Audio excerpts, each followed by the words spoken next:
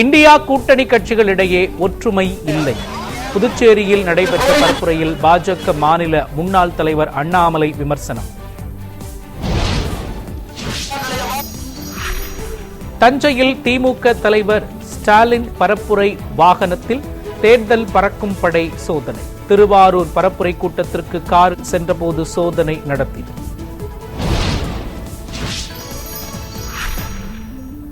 திமுக ஆட்சியில் 1/4 வாக்குறுதியை கூட நிறைவேற்றவில்லை. சிவகாசியில் நடைபெற்ற பரப்புரை கூட்டத்தில் அதிமுக பொதுச் செயலாளர் இபிஎஸ் பேச்சு. சட்டம் ஒழுங்கை காக்க தவறிய முதலமைச்சர் வெட்கி தலை குனிய வேண்டும். திருச்சி அருகே திமுக கவுன்சிலர் வெட்டி கொலை செய்யப்பட்ட சம்பவத்தை சுட்டிக்காட்டி பாமக தலைவர் அன்புமணி விமர்சனம்.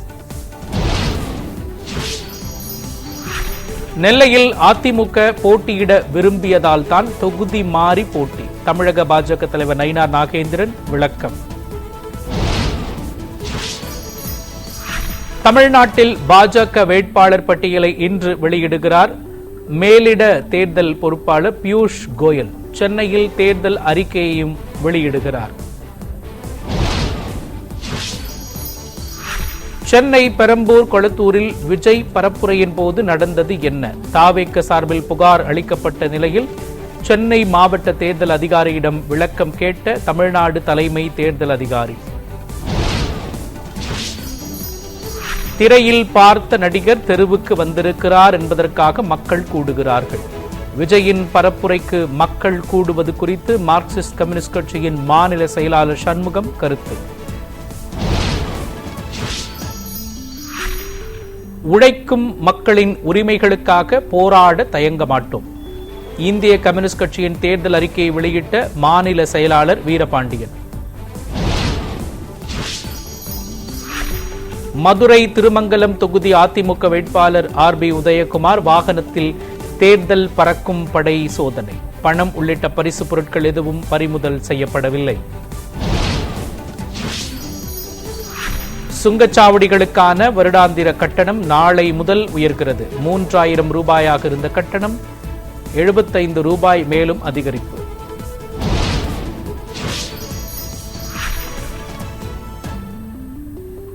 தமிழ்நாட்டில் உள்ள 60 சுங்கச்சாவடிகளில் நள்ளிரவு முதல் கட்டண உயர்வு.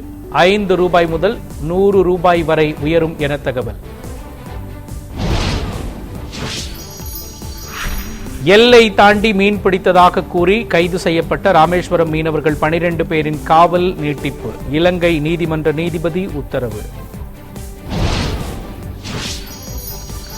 தென் தமிழக கடலோர மாவட்டங்களில் லேசான மழைக்கு வாய்ப்பு. மேற்கு தொடர்ச்சி மலை மாவட்டங்களில் மிதமான மழை பெய்யும் என்றும் வானிலை ஆய்வு மையம் கணிப்பு. தமிழ்நாட்டின் அதிகபட்ச வெப்பநிலை 3 டிகிரி செல்சியஸ் வரை அதிகரிக்கக்கூடும். சென்னையில் 35 டிகிரி செல்சியஸ் வரை வெப்பம் இருக்கும் என்று வானிலை ஆய்வு மையம் தகவல். டிஎன்பிஎஸ்சி குரூப் 1 முதன்மை தேர்வு முடிவுகள் வெளியீடு. தேர்ச்சி பெற்றவர்களுக்கு வரும் 15, 16 நேர்காணல் நடைபெறும் என்று அறிவிப்பு.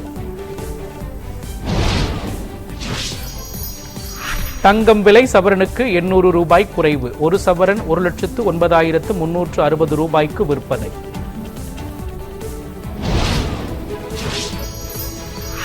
பாஜகவில் இணைந்தார் பிரபல முன்னாள் டென்னிஸ் வீரர் லியாண்டர் பயஸ். மேற்கு வங்க சட்டப்பேரவை தேர்தலில் போட்டியிட உள்ளதாக தகவல்.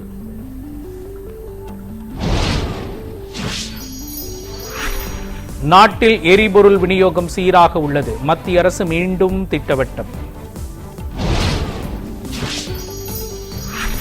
நாளை தொடங்குகிறது மக்கள் தொகை கணக்கெடுப்பு. அடுத்த ஆண்டு மார்ச் மாதம் முடிக்க இலக்கு நிர்ணயம். பீகாரின் நாளந்தா கோயிலில் ஏற்பட்ட கூட்ட நெரிசலில் சிக்கி 8 பேர் உயிரிழப்பு. ஒரே நேரத்தில் பல்லாயிரக்கணக்கானோர் குவிந்ததால் தள்ளுமுள்ளு ஏற்பட்டதாக தகவல். குஜராத்தின் காந்தி நகரில் அருங்காட்சியகத்தை திறந்து வைத்த பிரதமர் நரேந்திர மோடி. பண்டைய கால சமண சிற்பங்கள், கையெழுத்து பிரதிகள் உள்ளிட்ட கலை பொருட்களை பார்வையிட்டார். கேரளாவில் இடதுசாரி கூட்டணி வெற்றி பெற வேண்டும் என பிரதமர் மோடி ஆசைப்படுவதாக ராகுல் காந்தி கருத்து. வரலாற்றிலேயே முதல் முறையாக தீவிர வலதுசாரி கட்சியுடன் இடதுசாரி கட்சி கூட்டணி வைத்திருப்பதாக கண்ணூர் பரப்புரையில் விமர்சனம். ஹார்மோஸ் நீரிணையை கடக்கும் கப்பல்களுக்கு இனி சுங்க கட்டணம். அமெரிக்காவும் இஸ்ரேலும் தாக்கி வரும் நிலையில் ஈரான் அரசு முடிவு.